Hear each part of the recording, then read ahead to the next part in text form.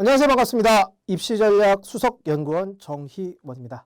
자, 오늘 여러분들과 함께 해볼 이야기는 2028 대입개편, 뭐 다 아실 겁니다. 그렇죠? 정말 큰 변화가 있었는데요.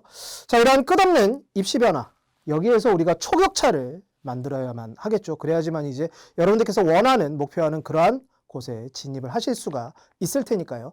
이러한 초격차를 만드는 힘, 바로 독서, 논술과 관련해서 대입과 그리고 고입과 연계해서 여러분들과 함께 이야기를 나눠보도록 하겠습니다. 자, 일단 먼저 우리 이 이야기를 하지 않을 수가 없겠죠. 고교 학점제입니다. 너무나도 많이 들어보셨을 거예요. 정말 많은 뉴스와 신문기사, 그리고 이제는 뭐 학교에서도 계속 동일한 이야기들이 많이 나오고 있는 그런 형태죠. 자, 이 고교 학점제라고 하는 부분은 이제 올해 중학교 3학년 학생들이 바로 내년에 고등학교 1학년이 되는 2025년 이때부터 이제 전면 시행되게 됩니다. 그래서 중3 이하의 학생들 모두 다 이런 고교 학점제가 운영이 되는 학교를 다니게 될 텐데요. 자, 우리 고교 학점제라고 하는 건 간단하게 얘기해 보면 진로와 적성에 따라서 자유롭게 과목을 선택을 하고 그리고 기준 학점을 취득 누적해서 졸업하는 제도입니다. 자, 이 학점이라고 하는 의미가 원래는 어디에서만 사용됐었던 것이죠? 바로 대학이죠. 그리고 또 일부는 또 영재학교에서도 이제 활용이 됐었던 그러한 개념이에요. 원래는 고등학교에서 단위라고 하는 걸로써 이제 그 기준 단위를 채우게 되면 졸업을 하는 그런 구조였던 것이 이제는 학점이라고 하는 걸로 바뀌게 됐고, 이 학점은 여기에서 말하듯 진로 적성에 따라 자유롭게 선택한 교과에 따라서 학점을 채웠을 때 졸업을 하는 그런 제도입니다. 자, 그렇기 때문에 이 고교학점제 같은 경우에는요, 어떻게 보면 우리 대학을 좀 미리 경험해 본다라고 생각해 볼 수도 있을 것 같아요. 상당히 대학과 유사한 제도가 되겠는데요.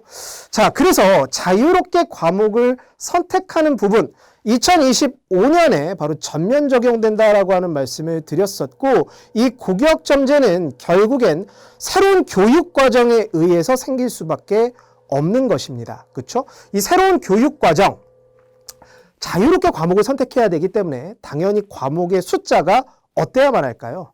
지금 여러분들이 여기 표에서 보시듯이 상당히 빽빽하죠? 이것들이 이제 여러분들이 배워야 할 교과목입니다. 자, 물론 이 각각의 교과목들이 있기 때문에 이것에 대한 설명들을 하나하나 하다 보면 뭐 끝이 없겠죠. 하지만 지금 당장은 여러분들이 그런 부분들을 아실 필요는 없고, 다만 진로 적성에 따라 자유롭게 교과를 선택하게끔 하기 때문에 어떠하다? 정말 교과목의 개수가 많다라고 하는 정도로 일단은 인지하고 계시면 될 것 같습니다. 그래서 여러분들이 희망하는 진로, 적성, 계열 이런 부분들에 따라 자유롭게 과목을 선택해 볼 수 있는 여건이 마련됐다라고 이해하시면 될 것 같습니다. 자, 그래서 이러한 2022 개정 교육과정이 시작이 됐죠. 자, 이렇게 됐을 때 우리 내년에 고등학교 1학년이 되는 현재의 중3 학생들, 고교학점제로 인해서 고등학교 생활을 하고 새로운 교육과정이 시작됐기 때문에 당연히 모두 바뀔 수밖에 없죠. 대입도 변화될 수밖에 없습니다. 그래서 이들이 현재 중3이 치르는 대입, 바로 2028학년도 대입이죠. 2028년에 입학을 할 거기 때문에 자, 이 대입 제도가 개편되었고 확정된 게 작년 12월에 발표가 됐습니다. 자, 그래서 이 내용을 좀 하나하나 살펴보게 되면요. 이렇죠. 쭉 목차들이 이렇게 나와 있고, 뭐, 개요, 주요 내용, 뭐, 이런 여러 가지 내용들이 있지만, 뭐, 여러분들 같은 경우에 당연히 이제 확인해야 될 부분이 이 두 가지예요. 수능과 내신이죠. 그쵸? 수능은 어떻게 운영이 되며, 내신은 어떻게 운영이 되는가. 이 부분들을 우리가 좀 확인해 볼 필요가 있습니다.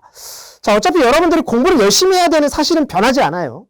그러나, 그렇게 열심히 하게 됐을 때 방향을, 우리가 올바른 방향을 잡아야 거기에서 이제 속도가 또 붙게 되었을 때 정말 원하는 목적지에 빠르고 정확하게 도착을 할 수 있는 거잖아요. 그러니까 우리가 지금 방향을 좀 정확하게 확인한다라고 하는 부분들로 이제 전략적으로 좀 생각을 해볼 필요가 있는 겁니다. 여기에서부터 이제 초격차가 시작이 되기 시작하는 거예요. 그렇죠?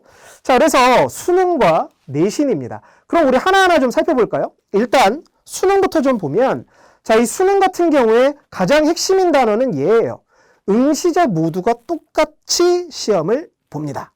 자, 지금 현재 우리 고등학생 엉아들, 뭐 언니들, 오빠들 이들이 치르는 수능 같은 경우엔 물론 문이과 통합형 수능이라고 하는 이름이 붙어 있긴 하지만 엄밀하게 따지면 꼭 그렇지 않아요.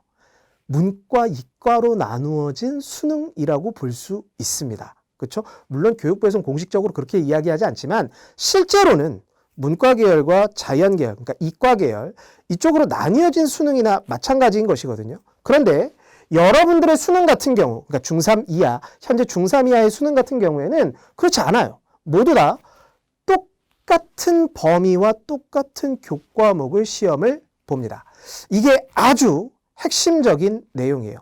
그래서 응시자 모두 동일하게 응시한다라고 얘기를 할 수가 있는데, 그래서 간단하게 설명하자면 현재 수능 같은 경우에는 공통과목과 선택과목이라고 하는 것이 있어서 공통과목은 모든 학생들이 치르지만 선택과목은 내가 하고자 하는 계열과 희망, 학과 이런 것들에 따라서 시험 교과목을 골라 치르는 거예요. 그렇죠? 자, 이런 과정이 되게 되는데 뭐 국어 같은 경우에는 화법과 장문 그리고 언어와 매차라고 하는 교과 중에 이제 하나를 선택을 해서 치르게 되고, 그 다음에 수학 같은 경우에는 공통 수학 이외 수학 1, 2 빼고 미적분 기하 같은 경우엔 이과 자연 계열 학생들, 확률과 통계 같은 경우에 보통 문과 학생들이 선택을 해서 이제 시험을 치르는 그런 상황입니다. 그리고 탐구 교과목인 사회와 과학 같은 경우에도 자연 계열 학생들은 과학, 그리고 인문 계열 학생들은 사회 교과목을 선택을 해서 두 개를 선택할 수 있죠. 이렇게 시험을 치르는 그런 상황이에요. 자, 그러면 공통 과목은 모두 다 동일하게 치르고 있기 때문에 여기에서는 확실한 상대평가가 되고, 그리고 동일한 점수 기준으로 해서 몇 개를 맞추었는지를 판가름할 수 있습니다. 그러나 선택 과목 영역으로 이제 들어가기 시작을 했을 때에는 시험을 본 과목이 다르고 시험을 응시한 인원이 다르고 그들의 수준 또한 다르기 때문에 점수가 다르게 책정될 수밖에 없습니다. 그걸 약간 어려운 말로 수능 표준 점수라고 부릅니다. 이런 부분들이 반영된 점수예요. 그래서 수능 표준 점수라고 부르게 되는데, 자, 그럼 우리가 흔히 딱 생각하게 됐을 때 문과 쪽이 공부를 할 게 많을까요? 이과 쪽이 공부를 할 게 많을까요? 뭐 너무 당연해요. 이과 쪽이 좀 더 많죠. 수학 영역, 범위도 더 넓고요. 과학 같은 경우도 훨씬 더 그러하죠. 자, 그렇기 때문에 결국 과학 쪽, 수학 쪽을 이과 쪽으로 선택한 학생들이다라고 하게 됐을 때는 점수가 좀 더 높게 나타나게 되는 겁니다. 바로 표준 점수가요. 이런 부분들이 반영된 점수가 표준 점수이기 때문에 문과 학생이든 이과 학생이든 똑같은 개수를 맞췄다고 하더라도 같은 점수로 취급되는 게 아니라 이런 교과목에 대한 난이도, 같이 시험을 응시한 인원들의 수준, 그 공통 과목의 성적, 이런 부분들이 전반적으로 모두 다 반영된 점수가 표준 점수로 나타나지게 되는데, 그래서 이러한 기사들이 나오게 되는 거예요. 수능 점수 이과생들 문과생보다 최대 15점 높아. 자, 이렇게 되기 때문에 바로 어떤 현상이 벌어져? 문과 침공이 있어. 이런 얘기들을 하게 되는 것이죠. 그래서 서울대 인문대 합격생의 절반 이상이 이과야, 문과 침공이 아주 심해 라고 하는 게 현재 고등학교 1학년 학생들, 바로 2027학년도 수능까지 이 제도가 운영되게 됩니다. 근데 이제 중3 학생들 같은 경우에는 이 수능을 치르지 않아요. 이 수능을 치르지 않고 개편된 것에 따르면 그냥 모두 다 아까 뭐라고 얘기했죠? 응시자가 다 동일하다라는 말씀을 드렸습니다. 자, 그렇기 때문에 그냥 모두 다 똑같아요. 그렇죠? 국어 똑같은 거 보고요. 수학 똑같은 거 보고요. 사회가 다 똑같은 거 봐요. 그리고 지금 영어, 한국사 이런 것들은 원래 절대평가의 개념이었죠. 그리고 제2외국어, 한문도 크게 변화 없습니다. 그럼 결국엔 국어, 수학, 사회과학 같은 경우 원래 계열에 따라서 좀 다르게 보던 것들이 모두 다 똑같이 치르는 상황이 됐기 때문에 이제는 현재의 수능과 좀 다른 게임이 시작되게 되는 거예요. 바로 부담이 늘었을 것 같으세요? 줄었을 것 같으세요? 지금 이렇게 딱 보게 되면 모두 다 시험을 동일하게 치러야 하기 때문에, 그죠? 어떤 범위로 국한시킬 수밖에 없을까요? 지금 현재의 문과 영역, 문과 범위 정도로 시험의 범위를 국한시킬 수밖에 없을 겁니다. 그렇다면 원래 이과 학생들이 치렀었던 시험 그 범위보다도 줄어든 상황이 되는 거예요. 그렇죠? 출제 범위가 줄어들었다는 얘기죠. 자, 여기에서 이제 서로 아주 박터지게 싸우게 되는 겁니다. 자, 이렇게 됐을 때 결국 출제 범위 축소가 됐어. 부담이 줄어들었다기보다는 이젠 정말 엄청난 경쟁이 시작될 수도 있다는 얘기인 겁니다. 실수 하나 하면 정말 큰일 나게 되는 그런 상황이 되는 거예요. 그렇죠? 자, 그래서 수능 원점수, 바로 이전에는 표준 점수에 대한 부분, 왜냐하면 다양한 선택형 과목들이 있었기 때문에 그런 것들을 반영하게 되는 표준 점수가 있었더라면 지금은 모두 다 똑같은 것을 치르기 때문에 그냥 다 동일하게 상대평가가 가능해져요. 그러니까 뭡니까? 원점수 고득점을 해야 된다는 얘기인 거죠. 몇 개를 맞췄니? 몇 개를 틀렸을까? 이게 중요해지게 된다라는 의미가 됩니다. 자, 이렇게 되게 됐을 때 결국에 또 국어와 수학 영역의 변별력이 커질 수밖에 없는데요. 현재 수능에서도 마찬가지일 것이고 이때의 수능에서도 국어와 수학 영역의 변별력은 변함이 없을 겁니다. 그렇죠? 변함 없을 거예요. 다만 지금 수학 같은 경우에 이제 문과 수학을 치르게 되잖아요. 문과 수학을 치르게 되는데 범위가 좀 줄어들었단 말이죠. 근데 범위는 줄었고 변별력을 유지를 시키기 위해선 결국엔 시험 범위 안에 있는 내용을 아주 잘게 해서 정말 지엽적으로 세부적으로 이렇게 낼 수도 있어요. 난이도 조절은 얼마든지 가능은 하거든요. 근데 그렇게 되게 됐을 때 과연 비난받지 않을까요? 그럴 가능성도 있죠. 부담이 있단 말이죠. 그럼 이럴 때 결국 변별력의 중요 수단으로 삼을 수 있는 교과목은 바로 어디입니까? 국어예요. 국어입니다. 자, 수학에 대해서 되게 어렵게 출제를 하게 된다면 이건 사교육이 반드시 필요해지는 정말 영역 범위 이상의 시험이야 라는 이야기가 나올 수 있지만 국어를 잘 치르지 못하게 됐을 때에는 어떻습니까? 상식을 얘기하기 시작할 거고요. 문해력의 부족을 얘기하기 시작을 할 겁니다. 좀 비난의 논조가 달라질 수가 있어요. 그리고 국어 난이도에 대한 부분들, 이게 글쎄요, 사교육이 얼마만큼이나 100% 완벽하게 대비를 할 수 있을까? 그건 솔직히 쉽지 않거든요. 그렇죠? 자, 이 국어 영역에 대한 변별력이 상당히 오를 것이다. 자, 그래서 실제로 보면 왜 얼마 전 수능에서도 킬러 문항에 대한 것들 하지 마, 제외시켜 라고 하는 얘기가 나오게 되면서 어떤 것들의 난이도가 올라가게 됐나요? 국어 영역의 난이도가 올라갔습니다. 그렇죠? 그리고 또 하나 더, 얼마 전에 6월 모의고사가 치러졌어요. 한국 교육과정평가원, 바로 수능을 출제하는 기관이죠. 거기에서 이제 수능을 내기 전에 6월 모의고사와 9월 모의고사를 출제를 하게 되는데 당해년도의 수능 문항의 방향, 난이도 이런 부분들을 설정하기 위해서 한번 시험을 내보는 겁니다. 그리고 이때는 재수생이라든가 반수생 같은 경우에도 참가를 하는 그런 모의고사들이거든요.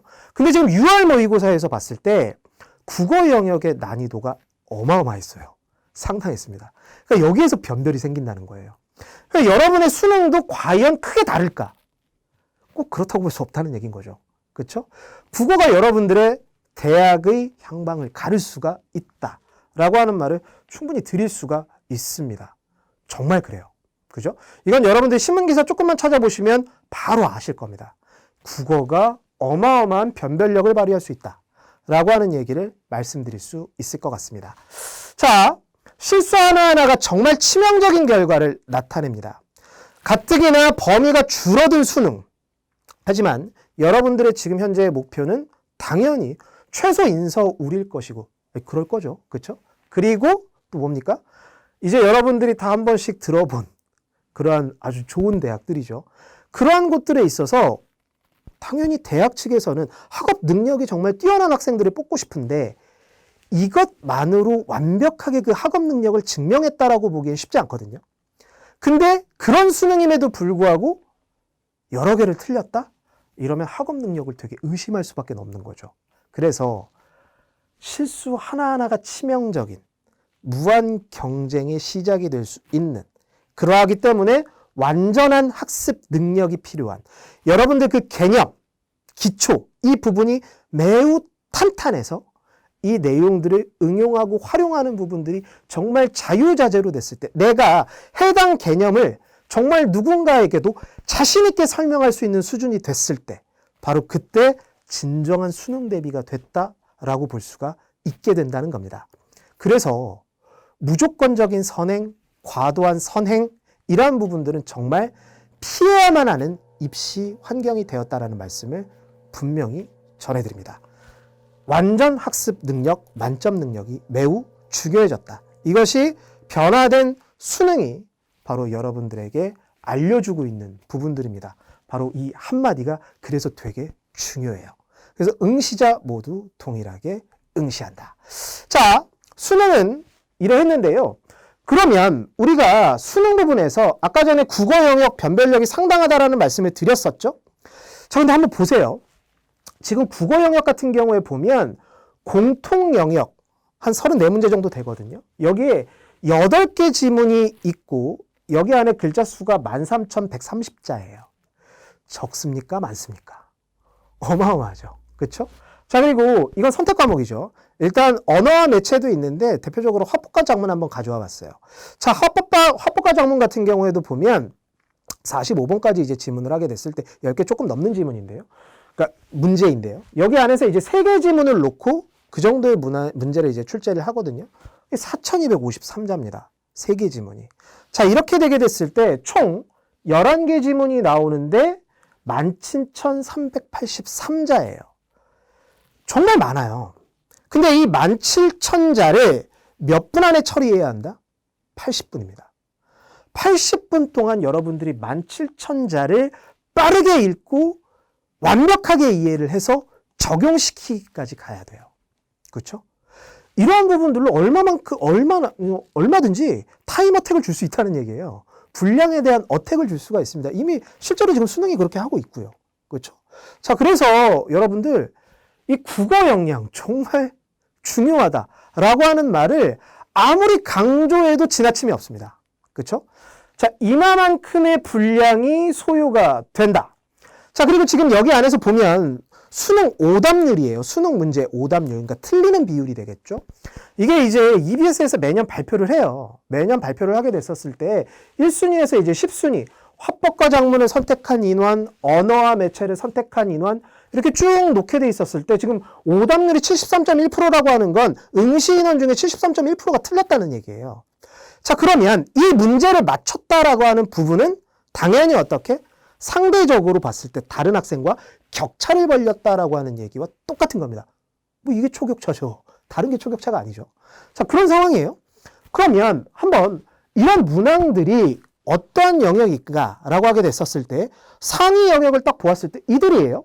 자, 지금 10번, 15번, 16번 지금 얘네들이 화작을 선택한 인원, 언어와 매체를 선택한 인원 이들이 지금 동일하게 아주 많이 틀린 문항들인데 이게 다 어디 영역에 속하고 있냐면 독서입니다. 독서예요. 그리고 비문학 부분이죠. 자, 결국 이 내용들은 평상시 독서 습관에 대한 부분, 물론 이 부분은 아주 어렸을 때 형성이 되는 거긴 하죠. 근데 이게 책이 단순하게 읽는다?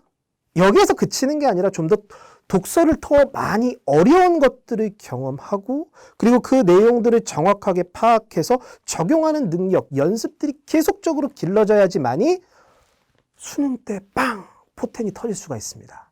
능력이 터질 수 있는 거예요. 자, 그러면 한번 대표적으로 예시문항 한번 볼까요? 이게 지금 수능 12번에서부터 17번 공통 영역에 속하는 건데 이렇게 빽빽하죠? 그렇죠? 아주 빽빽합니다. 12번에서 17번. 아까 전에 우리가 봤었던 오답률이 되게 높았었던 문항의 지문이에요. 자, 이렇게 놓고 봤을 때 한비자에 대한 이야기들 쭉 나오고 있고요. 그 다음 유학에 대한 이야기, 한비자는 뭐 다 아시다시피 법가죠. 그렇죠? 그 다음에 지금 유학에 대한 이야기, 그러면서 뭐 송나라에 대한 부분들, 원나라에 대한 부분들, 명나라에 대한 부분들 하면서 유학의 변천 같은 것들을 쭉 얘기를 하고 있습니다. 그럼 이 글자가 몇 자냐? 2341자예요. 자, 그럼 이 내용을 정말 빠른 시간 안에 정확하게 읽어야 됩니다. 그렇죠? 그래서 문장, 문단 서로 간의 관계들을 정확하게 파악을 하고 있어야만 해요.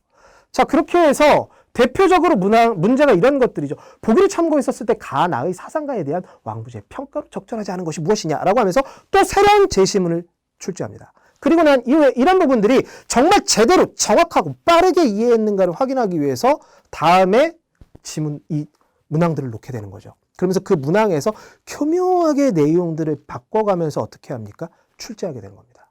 그렇죠? 앞선 2341자에 대한 내용들이 정확하게 이해되지 않았다면, 그리고 그러한 부분들이 일찍부터 어떻습니까? 습관화되고 행동이 자연스럽게 되지 않았을 때에는 이 문항들을 풀어내기 정말 쉽지 않다는 거예요. 자, 그럼 그럴 수 있겠죠. 어차피 고등학교 올라가서 고등학교 2학년, 3학년 이럴 때 수능 특강 열심히 듣고, 그리고 EBS 연계율 50% 되니까 그 연계에 따라가지고 열심히 시간 투자해가지고 하다 보면 맞출 수 있잖아요. 당연히 그럴 수 있죠. 근데 여러분들 고등학교에 올라가게 되면 대입을 준비할 때, 수능 준비를 할 때요, 그것만 준비하는 거 아니거든요. 내신도 준비해야 돼요. 그리고 수능 영역 안에서 또 국어가 물론 변별력이 되게 높긴 하지만 국어만 있는 건 아니지 않습니까? 아까 뭐도 중요하다고 했어요? 수학이요. 그거에 대한 시간 정말 많이 잡아먹거든요. 그렇죠? 그러니까 그런 부분들이 빠르게 정확하게 제대로 해결되기 위해서는 어떻게 해야 됩니까? 지금 여러분들이 시간이 있을 때 이런 역량들을 키워놔야 된다는 것입니다. 어려운 지문들을 읽으면서 그 지문들에 나와 있는 내용들을 정확히 파악하고, 그리고 그 정확히 파악한 내용들을 활용하고 적용해보고 써보는 연습을 해봤을 때, 그리고 어려운 책들도 읽어보고, 그리고 각종 비문학 지문들을 읽어보면서 지식을 확장해 나갔을 때, 아무래도 내가 지금 법과에 대해서 알고 있어. 육아, 변천에 대해서 알고 있어. 라고 하게 됐을 때, 육아 안에서도 성리학이 있고 양명학이 있고 여러 가지 학문들이 있지 않습니까? 그럼 그런 부분들에 대해서 내가 조금이나마 알고 있다면 이런 부분들을 남들보다 더 빠르게 이해하고 처리해낼 수 있게 된다는 것이죠. 그렇죠? 그러니까 그런 측면에서 우리가 방향을 잘 잡고, 이렇게 돼 있구나, 지금 수능이. 아마 수능에 대한 그냥 직접적인, 이만큼 문제가 나옵니다. 이렇게 됩니다. 라고 하는 것들 아주 겉으로만 지금 확인해 보시면 제가 조금 속을 들이댄 거예요. 지금 끄집어낸 거죠. 그렇죠? 그래서 조금 더 구체적으로 말씀드린 겁니다. 벌써부터 초등, 중학생이 이제 수능 문제 보는 게 약간 빠를 수도 있는 건데, 근데 아시는 게, 그래야 이제 방향을 설정하는 부분이, 그래서 되게 중요하고 필요하다는 얘기를 드리는 거죠. 그렇죠? 자, 그래서 이 부분이 아주 오답률이 높았었던 문제입니다. 그렇죠? 그다음 오답률 높았었던 문제 하나 더. 지금 45번 문항인데 합법과 작문을 선택했던 인원들 중에서 가장 오답률이 높았던 73.1%의, 아마 수치가 맞을 거예요. 73% 넘었으니까. 자, 그 오답률인데 지금 여기서 보면 수집한 자료야. 자료 활용 방안, 분석하는 능력 같은 것들도 어떻게 합니까? 확인을 한다고요. 이런 지문뿐만이 아니라 지문에서 정확한 내용을 파악하는 것뿐만이 아니라 그래프, 도표 같은 것들을 보고 이런 부분들에 대한 정확한 정보의 캐치, 이런 것들도 확인을 시킨다는 얘기입니다. 그러면서 어떻게 합니까? 이것과 연계된 그런 다양한 문항들을 제시하면서 항상 제일 어렵게 만드는 건 이거죠. 여기 5개 중에서 4개는 맞는데 하나가 틀려. 근데 교묘하게 틀리죠. 그렇죠? 이러니까 오답률이 되게 높은 거예요. 이런 부분들이 변별력을 가져오는 문항이 될 겁니다. 그럼 이제 여러분들 수능 같은 경우에 제가 아까 뭐라고 말씀드렸죠? 이게 표준 점수의 이제 범위가 아니에요. 모두 다 동일한 응시 인원들이 동일한 시험을 치르기 때문에 이 오답률 높은 것을 맞추느냐 못 맞추느냐에 따라서 아주 큰 차이가 벌어지게 될 겁니다. 그렇죠? 근데 28학년도 수능 같은 게 아직 좀 남았지 않습니까? 어떻게 될지 모르는데 수능이 라고 말씀하실 수도 있겠지만, 지금 이거 2024학년도 수능이잖아요. 그리고 올해 보는 거 2025학년도 수능이거든요. 이제 몇 년 남았죠? 3년 남았습니다. 이 안에서 아주 드라마틱하게 변화하진 않을 거예요. 올해 분명 2028학년도 예시 문항들이 이제 보여질 예정이긴 합니다. 하지만 입시는 예측 가능성과 안정성이라고 하는 측면을 아주 중요하게 여기는 겁니다. 특히 대입 같은 경우에. 그렇기 때문에 대입은 4년 예고제라고 하는 걸 실시하기도 하죠. 물론 100% 완전하게 지켜지는 건 아니지만 되도록이면 4년 예고제를 하게 됩니다. 그렇게 되게 됐을 때 아무리 28학년도 수능이 모든 게 다 바뀐다라고 얘기를 하지만 여기에서 아주 크게 변화하진 않을 것이다 라고 하는 말씀을 드릴 수 있겠습니다. 충분히 이런 내용으로 변별할 수 있는데 이런 변별 수단을 과연 버릴까요? 그렇지 않을 거라는 겁니다. 그렇죠? 그렇기 때문에 정말 수준이 있는 독서, 서술, 논술, 구술, 그리고 독서, 뭐 이런 부분, 독서 말씀드렸죠. 이러한 것들을 실시해 보는 것이 좋을 것 같습니다. 차곡차곡 쌓여야 합니다. 그렇죠? 자, 그 말씀을 드리고 싶습니다. 자, 이렇게 해서 우리가 수능에 대한 부분들, 실수하지 않으려면 지금 이미 2024 수능에서도 정말 만만치 않구나 라고 하는 부분들을 이제 확인을 했어요. 근데 이게 또 보면 수능 같은 경우 오지선다예요. 우리가 물론 내용들을 분석하긴 하지만 오지선다인데 지금 이런 이야기들도 조금씩 나오고 있습니다. 가장 최근의 기사죠. 지금 조희연 서울교육감인데요. 수능 같은 경우 논서술형으로 전환을 준비해야만 한다. 그래서 2033학년도 수능에서 한번 적용할 수 있게끔 우리가 노력을 해봐야 된다. 이게 수능 논서술형을 도입하지 못하는 이유가 채점 기준에 대한 부분들이 명확하지 않고 그런 부분들에 대해서 입시 수요자의 그런 어떻게 보면 의심? 그렇죠? 그 다음에 신뢰하지 않는 부분들, 이러한 부분들 때문에 좀 터부실했던 게 사실인데 만약 AI 기술이 좀 더 발달이 되고 지금 어차피 우리가 또 AI 디지털 교과서에 대한 부분들을 이야기하고 있는 상황이지 않습니까? 더 되게 익숙해진 상황이 됐을 거예요. 익숙해진 환경, 익숙해진 기술이 됐을 겁니다. 이러한 부분들을 놓고 수능 자체를 논서수령으로 한번 해봐야만 한다라고 하는 지금 어젠다를 던지고 있는 거예요. 그렇죠? 이 얘기들은 과거부터 좀 꾸준히 나왔습니다만 기술의 진보 이런 부분들에 따라서 이제는 좀 실현 가능한 범위 안으로 들어오고 있다라고 하는 게 사실입니다. 그렇다면 여러분들이 이제 앞서 보았었던 오지선다형에서 좀 더 드라마틱하게 변화한다라고 하는 건 그걸 이제 직접 써야 된다는 거죠. 자유롭게 말해봐. 아는 대로 서술해보자. 뭐 이런 식이 되겠죠.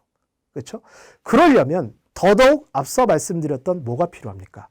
완전한 학습 능력이 필요합니다. 그렇죠? 앞서서 우리가 지문을 딱 놓고 보았었을 때 100% 이해되지 않은 부분이라고 할지라도 지문에 일부 설명되어 있는 것들이 있기 때문에 한 80%에서 90% 알고 있다고 하더라도 문제를 맞출 수도 있을 거예요. 하지만 선언수령으로 바뀐다, 논서수령으로 바뀐다라고 한다면 어떻게 될까요? 통하지 않습니다. 그렇죠? 거기에서 분명 변별이 생길 겁니다. 그래서 이러한 지금 제안들이 나오고 있고 그렇기 때문에 완전한 학습 능력을 갖추기 위한 준비를 차근차근 해야 된다라고 하는 말씀을 드리고 싶습니다. 그렇죠? 자, 그래서 이러한 부분들이 있다라고 하는 것은 현재는 좀 그냥 알아두시면 좋을 내용인 것 같습니다. 자, 이렇게 해서 수능에 대한 변별력을 최대한 확보하려고 이제 노력은 하겠죠. 그죠? 그런데 다만 앞서서 우리가 28학년도 수능의 범위가 축소됐다라는 말씀 드렸어요. 문과 범위예요. 수학, 과학 같은 경우에도. 그렇죠? 특히 수학은. 그래서 의대라던가 상위대학의 공과대, 자연계열 같은 경우는 과연 우리한테 왔을 때 우리 교수가 이 아이를 추가로 가르치지 않아도 되는지에 대한 부분들 알고 싶을 거잖아요. 실제로 그렇습니다. 지금 현재 대입 같은 경우에도 보면 미적분을 잘 하지 못하는 학생이 공대에 들어와서 대학 안에서 미적분 수업을 개설한다거나 아니면 대학생이 과외를 받는 경우들도 존재하기도 해요. 그렇기 때문에 이러한 부분들은 대학에서 반드시 파악하고 싶은 영역일 겁니다. 자, 그래서 이러한 것들에 대한 확인을 하기 위해서 정시 모집, 바로 수능 전형이죠. 자, 여기에서 내신 평가가 충분히 활용될 수 있다. 라는 말씀을 또 드릴 수가 있겠습니다. 그렇죠? 지금 이게 나비 효과죠. 자, 실제로 보면 이러한 내신 평가가 반영이 되고 있어요. 현재 입시에서. 입시는 앞서 말씀드렸듯 예측 가능성과 안정성이라고 하는 부분이 되게 중요하기 때문에 대학에서는 한번 해봅니다. 실제로 해보죠. 그리고 보여주죠. 이렇게 우리 지금 뽑고 있어. 선발하고 있어. 진행하고 있어. 이런 것들을 얘기하고 있는데 서울대, 고려대, 연세대, 성균관대, 한양대, 그리고 부산대 의대에 이르기까지 이렇게 교과를 수능 전형에서 반영하기 시작을 했습니다. 원래 수능 100이었어요. 그냥 심플하게 수능만 봤었던. 그런데 그것만 가지고는 이들의 지원할, 그리고 여기에서 공부할 만한 학생들의 변별력이 충분히 확보되지 않는다라고 하는 것 때문에 이젠 학교 생활까지 볼 수밖에 없다는 사실입니다. 자, 실제로 대학 총장대 같은 경우에도 그러하기 때문에 2028 대입 정시에서 내신 반영 확대 계획을 지니고 있어 라고 하는 조사가 있었습니다. 그렇죠? 자, 그래서 우리가 학교 안에서도 열심히 내신에 대한 부분들을 신경 쓸 수밖에 없는 대입 환경이 된다라고 하는 것이죠. 물론 지금도 많은 학생들이 당연히 내신을 신경 쓰고 있죠. 학생부 교과 전형이라든가 내신만으로 가는 대입 전형입니다. 학생부 종합 전형이라든가 내신과 그 이외의 여러 가지 활동들을 같이 종합적으로 보는 전형이 되겠죠. 자, 이러한 것들을 위해서도 내신을 열심히 대비하고 있긴 하지만 이제는 정시에 반영되는 것들까지도 조금은 신경 써줘야 되는 그런 상황이라는 것이죠. 그래서 내신의 중요성이 더 강화될 거란 겁니다. 자, 그런데 내신 체제가 바뀌어요. 그렇죠? 자, 이 내신 체제가 이렇게 바뀝니다. 기존의 9등급제가 5등급제로 바뀌고, 그리고 절대평가와 상대평가. 우리 절대평가는 현재 중학교에서 하고 있는 A, B, C, D, E를 얘기하는 것이고요. 상대평가 같은 경우에는 현재 고등학교에서 하고 있는 등급제를 얘기하는 거죠. 이 부분을 함께 기재토록 한다. 왜? 바로 9등급제라고 하는 나름의 촘촘한 그 등급제가 조금은 널찍해지게 된 5등급제로 변화됐기 때문에 변별할 수 있는 정량적인 요소를 좀 주겠다는 얘기입니다. 수치적인 요소. 이런 부분들을 주겠다라고 하는 의미가 되겠고요. 그리고 여기 안에서 또 하나 더 논서 수령 평가를 확대할 거야 라고 하는 이야기도 하고 있습니다. 그러니까 내신 안에서 단순히 선택형, 단답형 이러한 문항들 말고 자신이 알고 있는 내용들을 자유롭게 써보는 형태. 진정으로 이해했는지를 확인할 수 있는 가장 좋은 방법이죠. 그렇죠? 수능까지는 좀 부담스러울 수 있어요. 논서 수령이 아직은. 하지만 내신은 어때요? 그렇지는 않거든요. 이거 확대하려면 충분히 확대할 수 있습니다. 그래서 이러한 부분들이 이제 반영이 되게 된다는 거예요. 자, 그러면 내신에 대해서 조금 더 살펴볼게요. 새로 바뀐 내신 평가. 과연 변별력이 있겠습니까? 9등급에서 5등급으로 바뀌었는데요. 자, 9등급제는 이렇게 나름 촘촘하죠. 9개 칸으로 나뉘어져야 하니까요. 하지만 5등급제는 5개의 칸입니다. 더 널찍널찍해졌어요. 그리고 여기 안에서 우리 3등급 때까지는 현행, 3등급 때까지는 대략 수도권에 있는 대학을 갈 수 있는 성적 범위입니다. 그런데 5등급제에서 3등급의 범위는 다음과 같아요. 얼마만큼이나 많은 차이가 나나요? 그렇죠? 그러면 대학 입장에서 보세요. 똑같이 3등급이라고는 하지만 정말 다른 3등급이기 때문에 등급만으로는 학생을 선발할 수가 있을까요? 없을까요? 없을 겁니다. 그렇죠? 등급 자체가 크게 무의미할 거라는 얘기죠. 1등급이 아닌 이상은요. 그렇죠? 자, 그래서 이러한 부분들을 이제 고등학교 한번 학생 수로 따져보면 이렇다는 얘기예요. 현행 같은 경우에는 1등급 안에 4명 들어있지만 5등급제는 10명. 뭐 여기까지 그렇다고 쳐요. 하지만 2등급 같은 경우에는 여기는 11명까지인데 여기는 34명까지입니다. 확 늘어나죠. 그 다음에 여기 3등급에서는 보게 됐을 때 여기 23인데 여기는요 66이에요. 엄청 늘어나는 겁니다. 변별이 잘 안 돼요. 자, 이래서 결국 새로운 대입에서 내신 등급은 큰 의미 자체가 없을 것이다 라는 말씀을 드리는 겁니다. 자, 근데 여기서 또 오해하지 마셔야 하는 것이 1등급은 일단 기본이란 얘기예요. 그렇죠? 어떤 고등학교를 가던 일반고를 가던 특목 자사고를 가던 일반고 안에서도 뭐 평준화 지역이 있고 비평준화 지역이 있고 그렇죠? 자율 학교가 있고 그냥 보통의 일반고가 있고 과학 중점 학교가 있고 막 그러잖아요. 그러니까 1은 일단 그냥 고정값이죠. 그래야 우수한 학생이다라고 하는 부분들을 확인할 수 있어요. 변화하는 1등급은 10% 이내, 현행 2등급 이내 학생과 동일하다라고 하는 의미인 것이기 때문입니다. 하지만 그 이후부터는 의미가 없다는 얘기예요. 솔직히 크게는. 물론 학교 유형에 따라서 조금 차이가 질 수 있습니다. 그 부분에 대한 내용은 뒤쪽에서 말씀을 드릴 텐데요. 자, 그렇기 때문에 이 변별력, 내신에 대한 변별력을 다른 어떤 것에서도 잘 찾을 수가 없어요. 성취도 A, B, C, D, E를 준다고 해도 뭐 크게 변별되지 않죠. 현재 중학내신을 보면 알 수가 있습니다. 그렇죠? 자, 그 다음에 석차 등급 5등급제. 방금 전에 우리가 변별하는 그런 변별력 자체가 크지 않다라고 하는 부분들을 확인을 했고, 성취도별 A 몇 프로 우리 학교 학생들 중에 받았는지에 대한 부분들, 이것도 뭐 어느 정도 학교 수준 또는 아니면 같이 응시한 인원들의 수준 자체를 파악할 수는 있겠으나 개별적으로 변별력이 있을 수는 없어요. 그리고 과목 평균에 대한 부분도 시험의 난이도 자체를 어느 정도 추측을 할 수는 있겠으나 거기까지죠. 수강자 수 또한 마찬가지일 겁니다.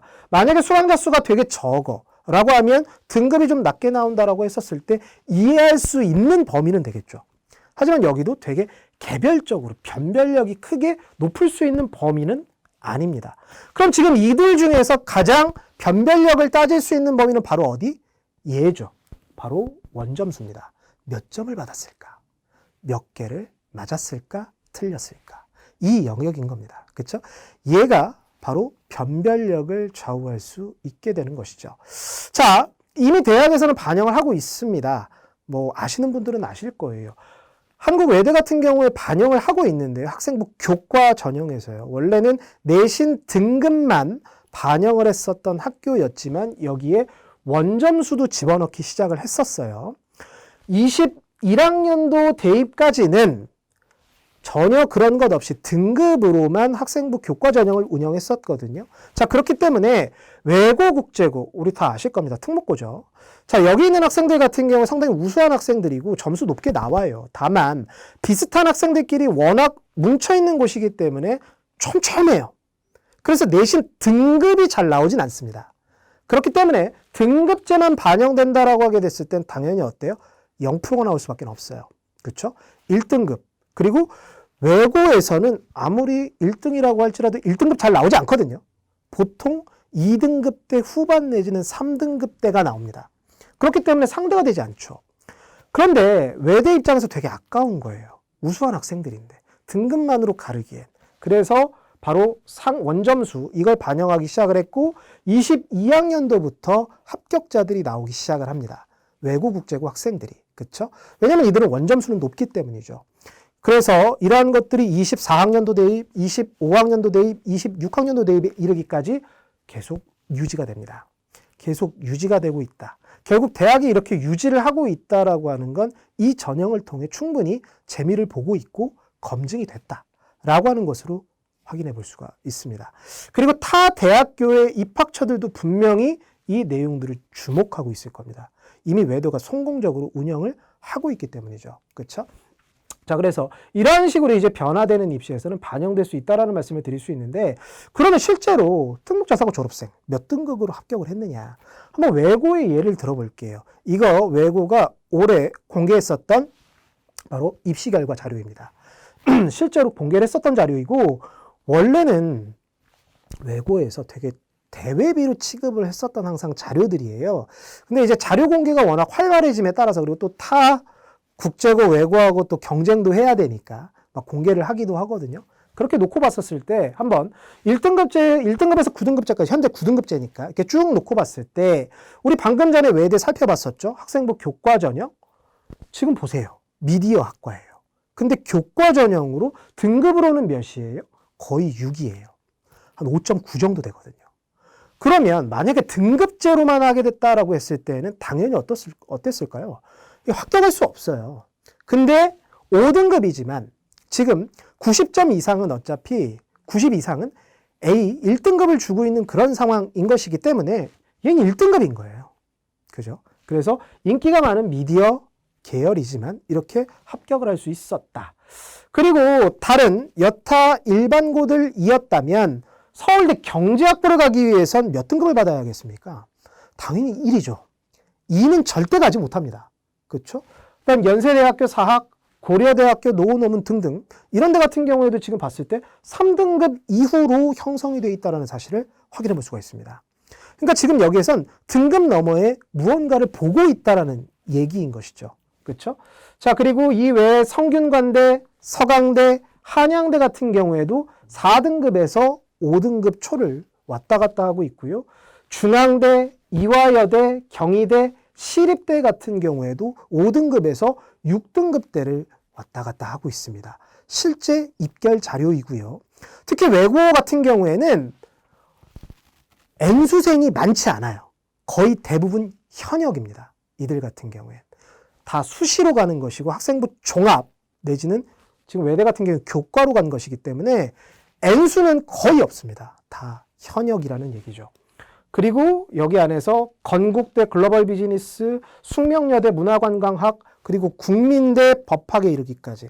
자, 국민대 같은 경우에 일반고에서 법학을 가려고 해. 국민대가 또 은근 내신 등급 커트라인이 높은 대학이거든요. 그래서 2.5 이내는 들어와야 어느 정도 괜찮은 그런 곳입니다. 근데 지금 여기에서는 몇에 형성돼 있죠? 7등급대에 형성돼 있습니다. 그렇죠? 자, 그래서 이런 부분들은 우리한테 좀 시사해주는 바들이 있습니다. 어떤 것이냐? 자, 변화되는 5등급제 하에서 등급에 대한 변별력이 크지 않는데 그러한 것들에 이제 발맞추기 위해 외대 같은 경우에는 이미 이전부터 등급과 원점수라고 하는 것을 중복 반영해 왔고 이들 같은 경우에 외대 같은 경우엔 원점수 이렇게 반영이 됨으로써 우수한 학생들을 확보할 수도 있었고 그 다음 이런 특목자사고 유형 같은 경우엔 등급에 크게 관계없이 이미 지금 현행 9등급제도 이래요. 등급에 크게 관계없이 원하는 대학으로 웬만하면 진학을 하고 있다. 라고 하는 사실들을 확인해 볼 수 있어요. 그럼 일반고에서 우리 5등급제에서 봤었을 때 일반고에서 한 3등급을 받은 것과 여기에서 3등급을 받은 것에 대한 차이는 분명히 존재할 수밖에 없다라는 얘기인 거죠. 그래서 이들 특목자 사고가 설명회에서 되게 자신 있게 얘기를 하는 거예요. 우리에게 유리한 판이야 라고 하는 것들을요. 자, 제가 그렇다고 해서 무조건 특목자 사고로 또 진학하라는 말씀을 드리는 건 아닙니다. 약간 갈팡질팡이야 라고 느끼실 수도 있을 텐데 왜 그런 거냐면 이거 맞는 애들이 가야 돼요. 그러니까 본인의 성향이 맞아야 돼요.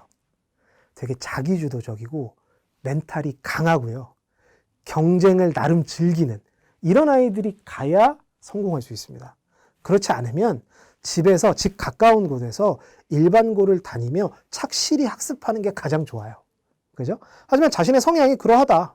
나 목표 있어. 욕심이 있어. 라고 한다면 적극적으로 좀 도전해 볼 만하다는 얘기인 것이죠. 자, 어찌됐건 간에 지금 이 등급에 대한 부분들 제가 말씀드리는 것은 원점수를 이렇게 반영하기도 하고 실제로 이러한 결과들이 나타나고 있어. 특자고 같은 경우에는 이 정도 등급대 학생들이 합격을 하고 있구나 라고 하는 부분들을 우리가 확인해 볼 수가 있었습니다. 그렇죠? 그래서 이러한 변별력에 대한 부분 결국엔 뭐가 중요하다? 원점수 중요하다는 얘기예요. 그렇죠? 지금 현행도 원점수가 중요해. 근데 앞으로 변화하게 될 대입에서도 뭐가 중요해? 원점수가. 그렇죠? 만점을 받는. 그럼 만점을 받으려면 어때야 합니까? 네, 필요하다고요. 완전 학습 능력이. 반드시 갖춰져야만 하는 능력이다. 이것은 수능이든 내신이든 동일하다. 이 이야기인 겁니다. 완전 학습 능력이 정말 필요하다. 자, 그런데 지금 이러한 능력은 바로 어디에서부터 시작이 될까요? 문해력이겠죠. 너무 당연한 얘기예요, 이건. 일단 시험 문제를 딱 보고 정확하게 의도를 파악해야 돼요. 내용 자체를. 그러니까 기초적인 읽기 쓰기 능력. 이건 정말 말 그대로 기초죠. 그죠? 그리고 여기에서 제가 말씀드리고 싶은 문해력은 이거예요. 읽고 이해하는 능력이에요. 단순하게 읽는 거 말고 이해를 했고 그리고 이해한 걸 해결에 활용하는 능력을 얘기하는 거죠. 이게 이제 보면 이 문해력이 결국엔 여러분들의 시험 원점수를 판가름하는 아주 중요한 요소가 되지 않겠습니까? 그래서 문해력이라고 하는 게 너무 중요해. 바로 이것 때문이야. 단순하게 읽는 데서 그치는 게 아니고 단순하게 숙제하는 데서 그냥 쭉쭉 넘기는 게 아니라 해당 내용을 제대로 이해해서 그 이해한 내용을 토대로 활용하고 응용하고 정역해보는 확장해보는 능력이 바로 뭐야? 문해력이라는 얘기예요. 이게 제대로 돼야지만이 어떨까요? 내신 성공할 수 있다는 얘기인 거죠. 너무 당연한 얘기예요. 그죠? 자, 그럼 실제로도 보세요. 이게 중학교 2학년 국어 내신 문제거든요. 이런 부분들로 보기를 활용해서 가나에 쓰인 표현 방법을 설명하고 각각의 표현 효과를 서술하래요. 그렇죠? 우리 만점 받아야 되잖아요. 만점을 받으려면 오지선다로 찍는 거에서만 그치는 게 아니죠. 뭐도 해야 돼요? 서술해야 돼요, 여러분. 맞죠? 근데 해당 내용에 대해서 정확하게 알지 못해. 라고 하면 이게 표현 방법과 표현 효과에 대한 부분들을 이해할 수 있어요? 이거 응용해서 적용해서 서술할 수 있어요? 그거 안 된다는 얘기죠. 그렇죠? 그래서 이런 부분들이 있겠고 그 다음에 지금 이렇게 또 지문들을 쭉 내밀어요. 그죠? 이런 지문들이 아까 전에 우리 수능에서 봤던 것처럼 막 2,000 몇백 자가 되는 거예요. 막 만자가 되는 거죠. 그 여기에서부터 이제 슬슬 어떻습니까? 맛을 보기 시작을 하는 거예요. 이것도 제대로 못하면 나중에 가서 수능 가서 그거 장난 아니겠죠, 그죠? 네. 아까 우리가 봤었던 그 글자 빽빽한 거하고 완전 다르지 않습니까? 자, 이런 부분들을 이해하는 게, 이게 진짜 실제 내신 문제거든요, 이런 부분들이. 그래서 조건을 주고, 제대로 이해했어? 제대로 활용할 수 있을까? 서술해봐. 말해봐. 그래야 100점 줄 수 있어. 이렇게 얘기하는 거예요. 그쵸? 여러분들 그 시험지에서 단답형 이외에, 그 다음에 객관식 이외에, 바로 얘가 제대로 되어 있지 않으면 여러분들은 영원히 100점을 받지 못해요. 맞지 않습니까? 그래서 이거 정말 중요하다는 얘기죠. 근데 이런 걸 확대하겠다는 얘기예요, 지금 내신에서. 그죠? 그렇기 때문에 이거 정확하게 생각하셔서 방향 올바르게 잡으셔야 됩니다. 여러분들이 이제 겪을 내신은 앞으로 더더욱 이러한 부분들이 심해질 거예요. 깊이가 더 있어지겠죠. 깊이뿐만 아니라 넓어지겠죠. 그죠? 어려워지게 되겠습니다. 맞죠? 늦게 태어난 게 죄도 아닌데. 근데 이렇게 될 수밖에 없어요. 그죠? 네. 선생님은 되게 다행이라고 생각을 해요. 지금이었으면 선생님도 아마 대학 못 갔을 거야, 이거. 그죠? 자, 이렇게 돼 있고요. 근데 이게 국어에서만 그런 게 아니에요. 수학이요. 수학도 지금 보세요. 이거 수학 내신 문제거든요. 읽어야 돼요. 이런 문제가 오답이 많아요. 그냥 단순하게 우리 초등학교에서 했던 것처럼 막 연산만을 뭐 그거 아니거든요. 근데 요새 초등학교 수학도 안 그러더라고요. 연산만을 얘기하는 게 아니고 자꾸 뭔가 줄글이 나와요. 그죠? 그러니까 이런 줄글 같은 경우에 읽기 위해선 일단 여기에서 핵심적인 내용이 뭐야? 그러니까 주제어가 뭐야? 키워드가 뭐야? 그거에 따른 문장이 뭐고? 이거 어떤 식으로 수식하고 있어? 그래서 나한테 원하는 게 뭐지? 이걸 정확하게 파악을 해야 내가 알고 있는 수학 개념을 활용할 수 있겠죠. 그죠? 그래서 이거 수학 같은 경우에 다른 말로 뭐 수혜력이라고도 부르기도 하죠. 그러니까 이런 문항에 대한 오답률이 되게 높아져요. 지금 현재 글을 읽는 걸 아이들이 되게 좀 힘들어하죠. 유튜브를 많이 보잖아요. 너튜브. 그죠? 특히 쇼츠. 저도 되게 좋아하는데요. 근데 그것만 계속 많이 보다 보면 이러한 것들을 처리할 수 있는 그러한 뇌 속의 로직, 프로세스가 정확하게 작동되지 않아요. 그렇기 때문에 여러분들 독서를 항상 얘기하는 거죠. 이게 판에 박힌 얘기가 뭐 너무 당연한 얘기잖아. 당연한 게 원래 제일 힘들어요, 여러분. 당연한 게 제일 힘듭니다. 그죠? 근데 그 당연한 게 지켜졌었을 때 결과물이 또 가장 좋아요. 그걸 항상 좀 명심을 하셔야 될 것 같습니다. 자, 중학교 때도 이렇게 힘들었어. 근데 현재 고등학교는 또 어떨까요? 서논수령 비중. 2024년 고등학교 1학년 1학기 국어 수학 교과예요. 제가 국어 수학만 갖고 와봤어요. 지금 앞서부터 계속 국어 수학 얘기하고 있거든요. 그렇죠? 국어 같은 게 변별력 높아요. 수학도 변별력 수능에서 되게 높아요. 그 다음에 지금 중학으로 들어왔었을 때에도 국어 문제 보여드렸고 수학 문제 보여드렸죠. 고등 같은 경우에도 마찬가지예요. 국어하고 수학 어떤 식으로 되느냐. 서논수령의 비중이 과연 내신 평가안에서 얼마나 되느냐라고 하게 됐을 때 이렇다는 얘기죠.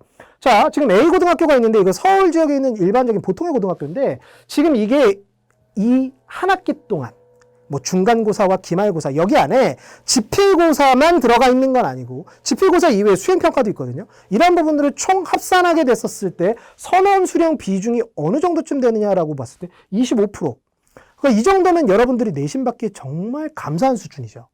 근데 이들 말고 좀 더 경쟁에 노출돼 있고 입시 실적이 좋은 이러한 것들을 살펴보게 되면 이래요. 확 늘어나죠. 58%예요. 그 다음 전국형 자사고거든요. 전국 단위 자사고. 뭐 여러분들 다 이름을 한 번씩 들어보셨을 법한 외대부고, 하나고, 상산고 뭐 이런 데들이에요. 60%입니다. 선원수령이. 그리고 과학고 65.5%입니다. 지금 이 부분 같은 경우에 보시면 알겠지만 좀 더 우수한 실적을 내는 대입, 실적, 진학 노하우를 보유하고 있는 우리가 흔히 되게 좋은 학교야. 교육 환경이 우수한 곳이야. 라고 부르는 곳일수록 바로 어떤 비중이 커진다라는 걸 알 수 있습니까? 선원수령이요. 이 부분을 염두에 두셔야 돼요. 그렇죠? 그냥 단순하게 번호 맞히기에서 끝나지 않는다라는 얘기인 겁니다. 그래서 지금부터 꾸준하게 준비를 해 주셔야만 한다라는 말씀을 드립니다. 이렇게 어려운 내신을 따서 이제 원점수를 좋게 받고 그죠? 그 다음에 등급을 받는데 또 상위권 대학은 또 그런 등급만 요구하지 않아요. 얼마나 지저분합니까 지금 그죠? 되게 지저분해요. 내신 100이 아니에요. 내신에다가 너 학교 생활 어떤 식으로 했는지 좀 확인 좀 해볼게. 종합적으로 좀 평가를 해도 될까? 그 다음에 교과 능력 같은 경우에 제대로 갖춰져 있는지 한번 이것저것 살펴봐도 될까? 정성평가. 그리고 학교 선생님한테, 학교 교장 선생님한테 인정받았을까? 추천받아야 되겠는데 뭐 이렇게. 그리고 수능 잘 봤을까? 요런 식으로. 그렇죠? 이 내신이 받기도 어려운데 이 전형으로 대학을 들어가는 것은 정말 어렵다. 라고 하는 걸 확인할 수 있죠. 이거 언제 거예요? 26학년도예요. 지금 현재 고등학교 2학년들이 치를 대입까지 이 내용이 나와 있습니다. 28학년도까지 그럼 몇 년 남은 거죠? 2년이요. 그럼 여기에서 크게 바뀔까요? 아니요. 꼭 그렇지 않을 거라는 겁니다. 그러니까 이게 여러분들의 대입이에요. 여러분들의 대입. 멀리 남지 않았어요, 여러분. 금방 옵니다. 그렇죠? 금방 오죠. 자, 그래서 이런 부분들이 학교 추천의 내신 평가의 서류 면접의 수능까지 이런 모든 것들이 다 통과됐을 때 정말 가고자 하는 그 대학에 진학할 수가 있게 된다는 겁니다. 그리고 이런 교과 전형 부분 같은 경우에 다음과 같은데 학생부 종합 전형에서는 아까 학교장 추천 정도만 빠지고 나머지는 다 비슷해요. 그리고 정시 모집에서도 어떻게 돼요? 똑같아요. 그러니까 결국 이 능력, 저 능력 다 요구하는 거죠. 그리고 거기 밑에 저변에 깔린 건 바로 뭡니까? 선혼술에 대한. 그죠? 그런 부분들이 갖춰져야만 해요. 특히 면접평가 같은 경우에도 보면 구술이거든요, 이거. 말로 하는 논술이죠. 되게 중요하다는 말씀을 계속 드리는 겁니다. 그죠? 지금 곳곳에, 대입 전형 곳곳에, 입시 전형 곳곳에 이게 녹아져 있다. 라고 하는 걸 확인해 볼 수 있습니다. 따라서 완전 학습 능력, 만점을 받을 만한 개념을 튼튼하게 쌓고 이를 응용할 수 있는 능력을 토대로 해서 대학들은 종합적인 능력 평가를 진행하고자 한다는 겁니다. 그렇죠?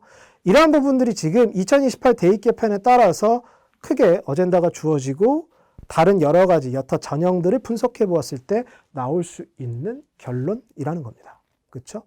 자, 그러면 특히 또 이런 내용들이 나오게 된단 말이에요. 상위 15개 대학이 무전공을 신설했어. 그죠? 좀 생뚱맞죠? 고교학점제를 한다라고 해서 진로와 적성에 맞춰서 과목들을 자유롭게 선택해서 이수하라고 했는데 이건 지금 그게 아니란 말이에요. 대학에 들어와서 한번 생활해보고 거기 안에서 너에게 맞는 학과를 골라. 1년 더 유예하는 거나 마찬가지예요. 근데 이런 것들도 이제 신설하고 확대하겠대요. 그러면 이제 이렇게 생각을 해봐야 돼요. 나에게 맞는 방법이 무엇인지를 정확하게 알아야겠구나. 내가 진로 목표가 뚜렷해. 가고 싶은 계열이 정말 뚜렷해. 라고 하게 됐을 때의 방향. 아, 그렇지 않고 아직은 나 잘 모르겠고 탐색을 좀 더 해야 되고요. 그렇기 때문에 대학에 들어가서 여기에서 지금 요구하는 것처럼 한번 알아보고 결정할래요. 좀 더 유예할래요. 그럼 이때에는 뭘 또 요구를 크게 하겠습니까? 당연히 학업 능력이죠. 너무 당연한 얘기예요. 여기는 우리 계열 적합, 진로 적합이라고 하는 말이 크게 있을 수 없어요. 학업 역량에 대한 부분들. 내신 얼마나 잘 받았습니까? 수능 점수가 얼마나 좋습니까? 결국 완전 학습 능력을 얼마만큼이나 잘 갖췄나요? 이걸 위주로 아주 중점적으로 볼 수밖에 없는 환경이라는 겁니다. 그렇죠? 그 지금 이러한 비중이 대학들에서 늘리고 있어요. 26학년도에도 이렇게 늘리고 있고 20에서 25% 정도를 이런 무전공, 자율전공 이런 것들로 선발을 하겠다라고 하는 계획을 갖고 있는데요. 28학년도 대입까지 이러한 교육 정책이 꾸준하게 이어질지는 조금은 이 부분은 지켜보긴 해야 됩니다만 현재 가고 있는 분위기 상은 그러하다라는 말씀을 드립니다. 이 말인즉슨 학업 능력 정말 중요해. 이거하고 똑같은 얘기입니다. 그렇죠? 자, 그렇게 이해하시면 될 것 같습니다. 자, 그래서 우리가 변화하는 대입 전형, 종합 역량 평가를 충실하게 대비할 수 있는 곳이 어디냐? 자, 중학교 3학년 학생이라면 당연히 고교 선택에 대한 고민들이 있을 것이고 중학교 2학년, 1학년 그리고 좀 더 이르게는 초 5, 6학년 학생들 같은 경우에도 분명히 고민을 할 겁니다. 물론 초등학생들 같은 경우는 부모님들이 좀 더 고민하시겠죠. 그렇죠? 자, 어딜까 도대체 이러한 부분들을 그래서 살펴보았을 때 일단 객관적인 수치로 보자고요. 고교 유형별 졸업자 기준 고교 유형이 여러 유형이 있지 않습니까? 거기에 한 인원 기준으로 하게 됐었을 때 과연 상위 10개 대학, 우리가 흔히 알고 있는 뭐 스카이, 서성한, 중경외시 뭐 그런 대학들을 얘기하는 거예요. 거기에 합격생 비율이 얼마나 됩니까? 라고 하게 됐을 때 일반고가 6.8%죠. 자, 일반고 같은 경우에 당연히 인원이 되게 많아요. 그리고 학교 숫자도 정말 많죠. 그죠? 1,700개가 넘으니까요. 그 인원들 중에서 6.8% 정도가 여길 가는 겁니다. 그렇죠? 6.8%. 등급으로 따지게 된다라고 하면 1등급 조금 넘어요. 그건 맞는 얘기예요. 맞죠? 자, 그러면 이들 말고 나머지 학교 유형들은요. 영재학교, 외고국제고, 자사고, 과학고. 이들 같은 경우엔 이렇게 간다는 얘기입니다. 그렇죠? 상당히 높은 비중이야. 그럼 이들이 왜 이럴까? 이미 한 번 입시를 치렀잖아요.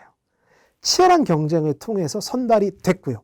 그리고 그 환경 안에서 2년 내지 3년을 버텼다는 얘기죠. 2년 얘기한 건 과학고 때문에 그렇습니다. 조기 졸업이 있으니까. 자, 그래서 이렇게 버텼다는 얘기예요. 그러면 종합 역량평가를 갖춘 학생이 된다라는 이야기인 겁니다. 자, 이러한 부분들 때문에 영재학교 특목자사고 지원 인원 자체가 상당히 크게 변화해 왔던 것들도 사실이에요. 지금 보시면 이건 중3 학령 인구입니다. 40만 명대에서 지금 2023학년도 같은 경우엔 9.8% 증가해서 상당히 크게 증가를 했는데 황금돼지띠 때문이죠. 자, 이렇게 많은 지원자 풀의 증가가 있었고 그리고 난 다음 24학년도 같은 경우에 4.9% 다시 감소하기는 했지만 그렇죠? 그래서 이제 이런 지원자 풀 속에서 과연 영재학교든 과학고든 외고든 국제고든 전국자사고든 얼마만큼의 지원자 변동이 있었을까라고 하는 부분들을 살펴봤을 때 영재학교는 2024학년도 기준, 그러니까 2023년에 중3 학생들이 치른 입시가 되겠습니다. 여기에서 봤을 때 2.2% 감소한 거예요. 그러면 전체 학령 인구 4.9% 감소한 것에 비해서 2.2% 감소한 것이기 때문에 실제적으로 보면 감소했다라고 보기엔 좀 무리가 있겠죠. 수요는 계속 유지되고 있더라. 22학년도에 급격한 감소가 있었던 부분은 중복 지원이 허락되지 않았기 때문에 이렇게 된 거고 이게 실지원자일 겁니다. 21학년도에도 비슷했을 거예요. 제가 이전에 21학년도라든가 20학년도, 19학년도, 18학년도 같은 경우에 실제 영재학교 지원 인원들 추정을 한번 다 해봤었거든요. 그때 이 수치가 크게 벗어나진 않았었습니다. 5천에서 6천 명대 정도 사이였었거든요. 그러니까 이 인원은 지금 계속 꾸준하게 유지되고 있다라고 하는 것을 확인해 볼 수가 있겠고요. 지금 과학고 같은 경우에는 0.5% 감소한 것에 그쳤죠. 그렇죠? 뭐 감소하지 않았다는 얘기입니다. 오히려 증가했으면 증가했다는 얘기인 거죠. 그러면 지금 의대 이슈라고 하는 부분들 여러분들 잘 알고 계실 거예요. 그렇죠? 의대. 크게 증원됐잖아요. 근데 이럼에도 불구하고 이공계열 자연 그리고 과학자를 양성하는 이들 학교에 대한 수요가 줄지 않았다라고 하는 건 어떻습니까?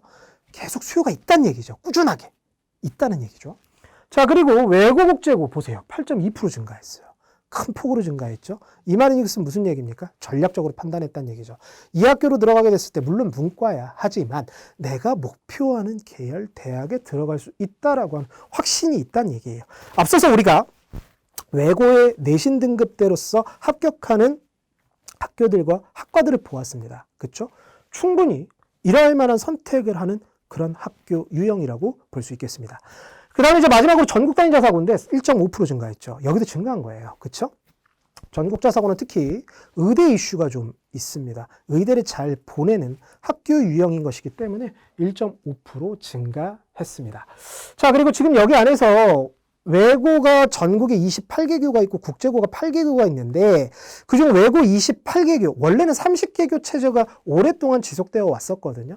부산에 있었던 부일외고, 그 다음 강원에 있었던 강원외고가 각각 좀 다른 학교 유형으로 전환을 했어요. 부일외고 같은 경우에 광역단위자사고로 좀 바꿨고요. 강원외고 같은 경우엔 그 지역에서 광역 모집을 하는 농어촌 자율학교라고 하는 일반고 유형의 학교로 바뀌었습니다. 상당히 좀 자율권을 가지고 있는 그런 학교 유형인데 이런 부분들을 좀 바꿨거든요. 근데 그렇게 또 했었던 이유는 바로 뭐 때문이냐면 자연계열에 대한 수요, 이과에 대한 수요를 좀 충족시키기 위해서 좀 더 확장하기 위해서 그렇게 좀 바꾸었는데요. 지금 그러한 노력을 경기외고에서도 좀 실시를 하려고 합니다. 경기외고 같은 경우에 2026학년도에 이제 자사고로 바꾸겠다라고 하는 계획을 세웠고 이미 경기도 교육청에 이 사실을 얘기한 상황입니다.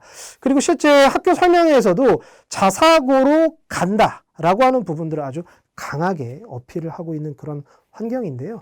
이 경기외고라고 하는 학교가 원래 IB, 그러니까 바칼로레아 이러한 부분들도 일찍부터 실시를 해와서 해외 대학 실적도 상당히 괜찮은 학교이고, 그리고 또 원래 과거에 이과반들도 꽤 운영을 오랫동안 해왔던 학교이거든요. 그러니까 그런 부분들로 놓고 보았을 때 자사고로 전환을 하게 된다면 훨씬 더 넓은, 그러니까 외고에 지금 담는 그런 방향보다도 더 넓은 방향의 입시를 진행할 수 있을 것으로 보여집니다. 그래서 그거에 대한 내용들을 앞으로 차차 나오는 부분에 따라서 또 말씀드리도록 하겠습니다. 그래서 지금 현재 영재특목자사고 지원인원들 같은 경우에 쭉 전체적으로 놓고 보셨을 때 선호도가 어떻다, 있다, 강하다 라고 하는 부분들을 알 수가 있습니다. 여러분의 선배들이 실제로 이러하다는 얘기인 것이죠. 자, 그래서 결국 이러한 완전 학습 능력, 결국 원점수, 등급 성취도, 서류 면접 이런 부분들을 요구를 해서 종합 역량평가를 해 이게 원하는 게 2028학년도 대입개편이야 라고 얘기를 하게 됐을 때 앞서서 영재학교, 외고국제고, 자사고, 과학고 등이 졸업자 대비 상위 10개 대학 진학 비율이 상당히 높았던 것은 바로 이러한 전형을 미리 한번 경험해 보았기 때문이야 라고 말씀을 드릴 수가 있겠어요. 특목자사고 자기주도학습 전형이죠. 바로 이런 단계를 거치기 때문에 이런 학업 역량들이 꾸준하게 유지가 되는 겁니다.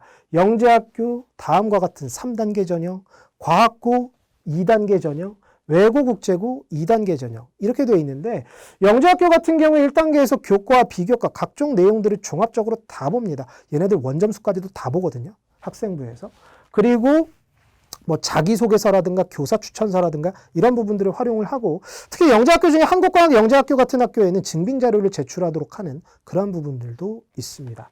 그 다음 과학고 같은 경우에도 보았을 때 수학, 과학, 내신을 물론 반영하긴 합니다만 나머지 교과목들 점수도 확인해요. 학업 역량을 균형적으로 갖췄는지를 보고요. 그리고 세부 능력 및 특기사항 등을 보면서 이 학생이 제대로 된 학업 능력과 태도를 갖췄는지를 확인합니다. 그래서 과학고 합격한 학생들도 학업 밸런스가 아주 좋습니다.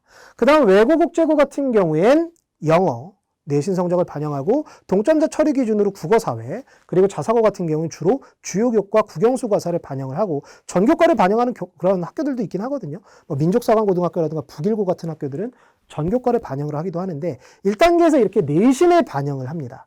내신이요. 그러니까 일단은 뭐 받아야 된다는 얘기예요? A 성취도요. 근데 여러분들 앞서서 이제 봤을 때 A 성취도 받기가 쉬울 것 같으세요? 어려울 것 같으세요? 쉽지 않거든요. 그죠? 그걸 밑바탕 둘 수 있게끔 만드는 게 바로 뭐라고요? 문해력이라고요. 그렇죠? 그게 하나하나 정말 어떻게 보면 우리가 벽돌만으로 집을 지을 수는 없잖아요. 거기에 사이사이에 뭐가 들어가야 됩니까? 콘크리트가 들어가야 되고 시멘트가 들어가야 돼요. 그러니까 문해력이라고 하는 게 어떻게 보면 그런 부분들 좀 튼튼하게 만들어주는 그런 역할이라고 볼 수 있습니다. 아주 기본적으로. 그렇죠?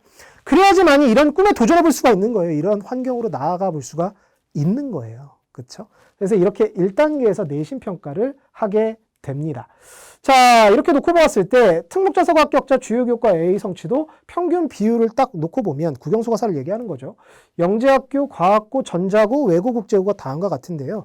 근데 외고국제고가 생각보다 좀 낮죠? 합격자 중에 82.6% 정도만 국영수 과사에서 A를 받았네? 나도 충분히 이건 그렇게까지 문해력이 높지 않아도 괜찮겠는데? 라고 하는 생각이 드실 수도 있겠지만 착각이죠. 그쵸? 국제고가 지금 94.4. 서울 지역의 외고가 93.1. 이 외고는 전국적으로 좀 격차가 있어요. 차이가 있거든요. 70.8. 근데 다만 여러분들 잘 생각하셔야 될 게 외고에 대한 수요는 계속 올라가고 있습니다. 그렇죠? 외고에 대한 선호도는 계속 올라가고 있는 상황이기 때문에 이러한 부분들로 물론 영어하고 국어, 사회만 반영하기 때문에 이거 A 성취도야 라고 하면 입학은 할 수는 있는데 만약에 수학하고 과학을 잘 못해, 특히 수학을 못해 이러면 들어가서 정말 힘들 거예요. 그렇죠? 그래서 그런 부분들을 좀 고려를 하실 필요가 있는 상황입니다.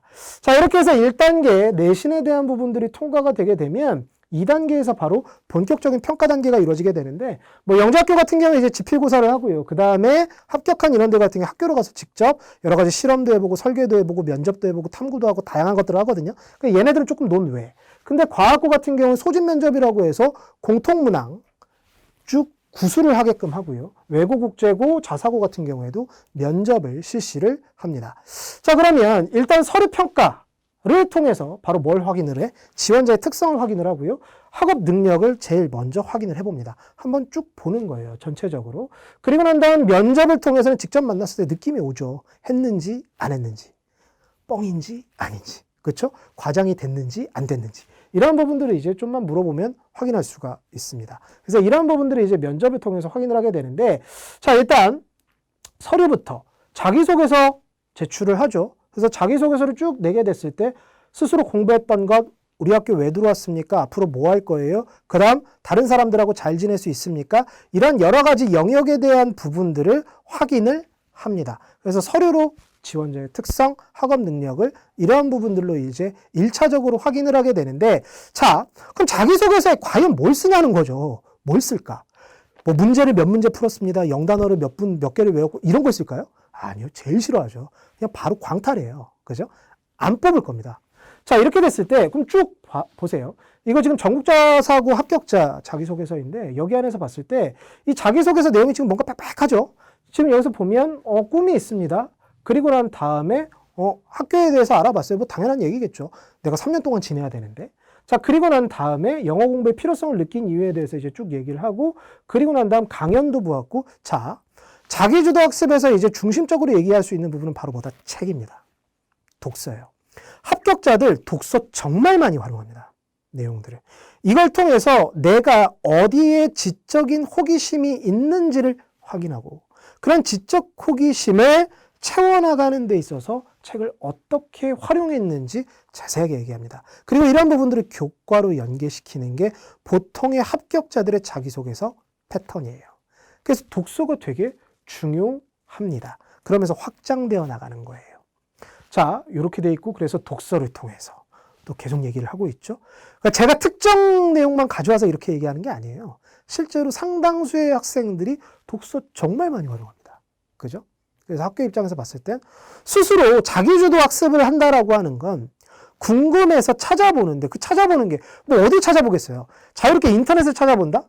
그 학교 들어갔을 때 쉽지 않거든요. 물론 시간을 주기는 하는데, 기기를 주기는 하는데 마냥 허용하지는 않아요. 그럼 아이들끼리 해본다? 뭐 그것도 나쁘진 않은 방법이죠. 그러나 그걸 완전 자기주도 학습이라고 할 수는 없잖아요. 그럼 선생님께 질문한다? 이것 또한 역시 마찬가지인 거고요. 그럼 가장 좋은 방법이 뭐예요? 독서죠. 논문 찾아보는 거는 그 다음이에요. 그렇죠? 어렵잖아요, 이거 일단. 독서가 일단 가장 먼저예요. 그래서 이런 부분들을 물어보면서 확장시켜 나가는 게 일반적인 패턴이다 라는 말씀을 드릴 수 있겠고요. 이건 지금 과학고 합격자예요. 과학고. 이 학생 같은 경우에도 바로 뭐 책과 다큐멘터리를 보면서 나의 관심이 시작됐어요. 그죠? 나의 꿈이 시작했어요. 이 얘기를 하는 거죠. 그러면서 본인이 책을 참고해서 그 영역에 대한 다양한 생각과 지식들을 넓혀나가게 되고 스스로 학습하는 방법들을 찾아 나갔다라고 하는 내용이에요. 그러면서 탐구, 연구를 하고 싶어요. 제가 부족한 부분을 느꼈기 때문이죠. 이러한 것들의 발단이 됐고 과정에서 중요한 역할을 했던 게 바로 뭐라고요? 책이요. 그렇죠? 독서라는 얘기죠. 달리 독서를 강조하는 부분이 아닙니다. 실제로 지금 계속 나타나고 있는 부분들이 다 제가 팩트로 증명시켜드리고 있는 것이죠. 실제 합격자들이에요. 자, 이렇게 우리가 확인해 볼 수가 있습니다. 그래서 앞으로 계획까지도 짠 거죠. 과학고도 크게 다르지 않다. 그죠? 전국 단위 자사고 다르지 않다. 영재학교는 어떨까요? 영재학교도 아주 크게 다르진 않습니다. 외고 국제고는 더하면 더했지 덜하지 않다. 이렇게 말씀드릴 수 있겠습니다. 자, 자기소개서를 다음과 같이 이렇게 작성을 합니다. 그리고 난 다음 어떻게 면접하죠. 그래서 면접을 하면서 실제로 묻습니다. 근데 면접 질문 다 어디서 나와요? 자소서요. 자소서에서 상당수 나오게 됩니다. 자, 그래서 자기주도 학습 내용, 추가 질문, 자기소개서에 있는 것들 되게 많이 있는데 특히 독서 진로 관련된 교내 활동 질문들도 많이 해요. 학생부에서. 그리고 지금 자기주도 학습 과정에서 책을 활용했었다라고 하면 그거에 관련된 질문들도 아주 많이 합니다. 진위 여부 따질 수 있고요. 수준 확인해 볼 수 있고 관심 영역 무엇인지 확인해 볼 수 있기 때문입니다. 그래서 이런 식으로 확인을 실제로 하더라라고 하는 것이고요. 자, 그래서 면접 문제 사례 한번 가져와 보면 뭐 이런 여러 가지 문항들을 출제를 한다는 이야기죠.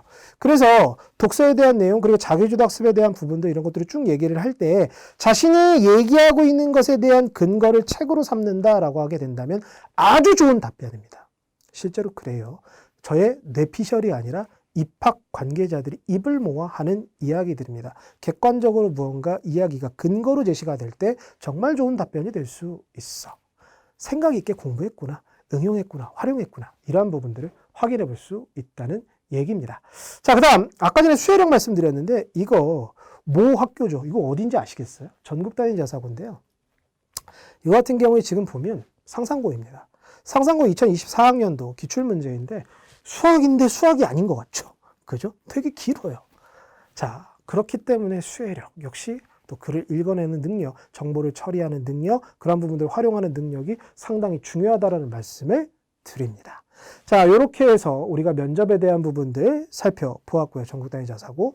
자, 과학고 같은 경우에도 놓고 봤을 때 우리 서울 지역에 있는 세종과고, 한성과고 같은 경우에 자기소개서의 상당 부분 출제하고 있죠. 학생부에서도 꽤 많이 출제를 하고 있고요. 자기소개서에서 수학과학 탐구 내용 추가 질문 많이 있습니다. 아까 근데 우리 합격 사례 봤었지만 독서에 대한 부분도 분명히 존재하거든요. 그렇기 때문에 그 내용에 대한 것들 또 근거로 삼아서 얘기할 수 있다라는 것이고요. 특히 또 학생부에 있는 내용들 같은 경우에는 세부능력 및 특기사항에 나와 있는 여러 가지 교과 관련된 질문들을 크게 던지지는 않습니다. 다만 교내 활동에 대한 부분들, 뭐 독서나 동아리라든가 이런 부분들에 대한 질문들이 많습니다. 이런 것들로 이 학생의 종합적인 역량을 우선적으로 판단해보자 한다라고 하는 게 특징입니다. 자, 그래서 이후에 이제 면담 같은 경우에 얘네들 과학고는 1단계에서 서류, 자기소개서, 학생부, 교사 추천서 이런 부분들을 평가함과 동시에 학생들을 다 개별적으로 부르거든요. 그래서 30분 플러스 알파 시험을 치릅니다. 앞에 앉혀놓고요. 2대1 내지 3대1로 시험을 치러요. 구술을 하죠. 계속 말로 하게끔 합니다. 그래서 이러한 식의 질문들을 하고 있다는 얘기입니다. 실제 합격했었던 학생들의 면담 질문들입니다. 보시면 알겠지만 아, 이래서 중요하다고 하는 거구나 라고 하는 걸 느끼셔야 돼요. 제가 그냥 막 선별한 게 그냥 아무거나 골랐습니다. 아무거나 걸려도 걸려요, 이렇게. 그죠? 그렇기 때문에 중요하다라고 하는 부분들 말씀드릴 수 있겠습니다. 자, 그리고 이들 과학고 같은 경우에는 2단계 면접이 공통문항이에요. 공통문항. 이거 학교별로 어차피 다 문항들이 공개되어 있는 상황이기 때문에 여러분들 꼭 확인해 보시면 좋을 것 같고요. 그래서 면접 같은 경우에 지금 서울 지역은 30분 구상하고 7분을 구술로 하게 되어 있습니다. 그래서 지금 중학교 교육과정 내에 무조건 출제하게끔 되어 있고 열린 융합형 창의사고형 문제를 출제를 한다라고 하는 부분들이 되겠어요. 그리고 이러한 과학고 문제 풀이 부분에 대해서는 저희 이제 천재 안에서 그런 특목 클래스라고 하는 또 그런 부분들이 새로 생기기도 했거든요. 거기 안에 이제 과학고 면접, 기출풀이 같은 것들도 있으니까 확인해 보시면 좋을 것 같아요. 자, 어찌됐건 이런 면접 문항들이 있는데 이게 지금 24학년도 서울 지역의 세종 한성과학고의 문항들입니다. 그래서 쭉 모두 말해봐. 그쵸? 개념에 대한 부분들은 당연히 정확하게 알고 있어야만 하고 이런 부분들을 어떤 특정 단답 이런 것들 아니고 그 다음 객관, 개괄 이런 거 아니고 그냥 아는 대로 모두 말해주세요. 논리적으로. 이렇게 되는 거거든요. 이런 유형 형태의 문제예요. 그쵸? 자, 조건 따져서 아는 대로 모두 다 서술하고 그러니까 구술이죠. 구술해달라고 하는 형태로 이제 요구를 하게 됩니다. 자, 그러면 지금 과학고에서 이렇게 뽑고 있잖아요. 그쵸? 자, 과학고에서 지금 이렇게 뽑고 있어요. 과학고에서 이렇게 뽑고 있는데 우리 서울대요. 지금 서울대 또 갑자기 탁 튀어나왔죠. 2028학년도에 서울대는 고민이 많아요. 수능만으로 과연 학생들을 뽑을 수 있을까? 이런 고민이 되게 많거든요. 국내 최고 대학이잖아요. 그리고 항상 보면 입시의 바로미터를 제공하는 그런 대학이잖아요. 그래서 이들이 되게 포럼 같은 것들을 활발하게 개최를 해요. 의견을 모으고 생각을 모읍니다. 그러면서 야, 지금처럼 정시 수능 전형이 40%로 뽑는 게 맞을까? 모든 애들이 다 똑같이 수능을 치르는 그런 환경인데 그거 쉽지 않을 것 같은데. 그러려면 결국 변별을 할 때 면접을 좀 강화시켜야 될 것 같은데. 바꿔야 될 것 같아, 면접을. 질문자의 의도를 정확하게 캐치해서 그건 난 답변하는 면접이 아니라 정말 알고 있는 것들을 모두 다 논리적으로 쏟아내는 면접이 필요할 것 같아요. 모두 말해보세요. 이런 것들이죠. 분석하고 모두 말해줘. 그죠? 모두 말해줘. 다 얘기해주세요. 이렇게 되는 거죠. 지금 보시면 앞서서 과학고 유형의 문제와 상당히 유사하다라고 하는 걸 확인해 볼 수 있습니다. 영재학교하고도 비슷하거든요. 그러니까 얘들이 달리 이들을 잘 가는 게 아니에요. 그죠? 이미 이런 방향에 맞춰서 학습을 준비해 왔고 학교에서 단련을 해 왔고 그에 따라서 결과가 나온다는 건데 지금 이러한 방향을 제시를 하고 있고 이거에 대해서 당연히 잘 적응할 수 있는 데가 어딜까요? 이들 학교예요. 그렇기 때문에 이 인기는 금방 사그라들 것 같지 않다라고 하는 말씀. 그래서 제가 지금 학교 설명회를 정말 많이 이제 학교에서 개최를 하는 그들의 그 입학 설명회를 많이 듣고 있는데 많이 다니고 있고요. 실제로 들어보게 되면 그에 대한 자신감이 상당합니다.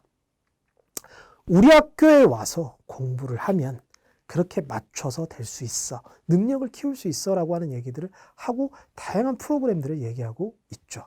그래서 이거에 대한 선호도는 이 특목자사고에 대한 선호도는 낮아질 것 같지 않습니다. 다만 여기서 다시 한번 말씀드립니다. 제가 무조건 가라는 거 아니에요. 맞는 사람이 가야 됩니다. 안 그러면 1학년 다 보내기도 전에 전학 가야 돼요. 그런 경우도 적지 않거든요. 솔직히. 그렇기 때문에 본인이 그 학교 유형에 맞는 사람인지를 꼭 자기 객관화를 하세요. 가면 모든 게 잘 될 거야. 안 되는 경우도 많아요. 그렇기 때문에 일단 자기 객관화를 하시고 그리고 난 다음에 확신이 섰다라고 하면 과감하게 선택하시고 버티시고 졸업하시고 원하는 대학 가는 겁니다. 그렇죠? 자, 이런 부분들을 좀 말씀드리고 싶습니다. 자, 긴 시간이었어요. 자, 그럼 변화된 입시에 대응하기 위해서 우리가 뭘 해야 할까요? 일단 첫 번째, 제가 계속 얘기했죠. 완전 학습 능력. 이게 최우선 목표여야 한다. 그 말씀을 계속 드렸습니다. 그렇죠? 이게 아주 중요하다. 더욱더 중요해진 입시야. 라는 부분들을 말씀드릴 수 있겠고요. 그럼 이런 완전 학습을 가능하게끔 만드는 건 결국엔 문해력이야. 내신도 그렇고 우리 아까 전에 수능에 대한 부분들 쭉 지문 같은 것들 그 다음에 소재 다 살펴봤어요. 맞죠? 그리고 난 다음 깊이 있는 독서, 논구술 필요해. 그렇죠? 이거 정말 필요합니다. 변화되는 입시에서. 그 다음 세 번째, 종합적인 역량을 기를 수 있는 환경 진입을 최우선적으로 목표로 하고 노력해야 한다. 이 말씀을 드릴 수 있겠고 그리고 네 번째, 지적 호기심과 함께 실천 능력이 되게 중요해. 그리고 이런 지적 호기심을 잘 보여줄 수 있는 그리고 이런 지적 호기심을 실제로 만들어낼 수 있는 것 결국 독서야. 아까 전에 우리가 합격자 자기소개서, 면접, 면담 내용들 확인했죠. 그거 제가 특정 부분을 막 고민 끝에 막 뽑아온 게 아닙니다. 되게 일반적이었어요. 아시겠죠? 그런 부분들을 통해서 여러분들이 능력을 키워나간다. 결국 방향을 올바로 잡고 결국 이런 방향 속에서 우리가 초격차로 향해 나아가는 것이 될 것이다. 라는 말씀을 드립니다. 지금까지 2028학년도 대입 편과 그쵸? 이거에 따른 우리가 초격차를 위한 독서, 논술, 학습 전략에 대해서 함께 살펴보았습니다. 지금까지 정희원이었습니다. 감사합니다. 당신 아이의 문해력이란 글을 읽고 이해하는 능력, 책 읽기를 좋아하는 읽기 능력자, 글쓰기를 좋아하는 쓰기 능력자, 표현하기를 좋아하는 표현 능력자, 읽고 쓰고 표현하는 힘, 초등부터 대입까지 평생 가는 문해력. 해법 독서논술로 해법을 찾다.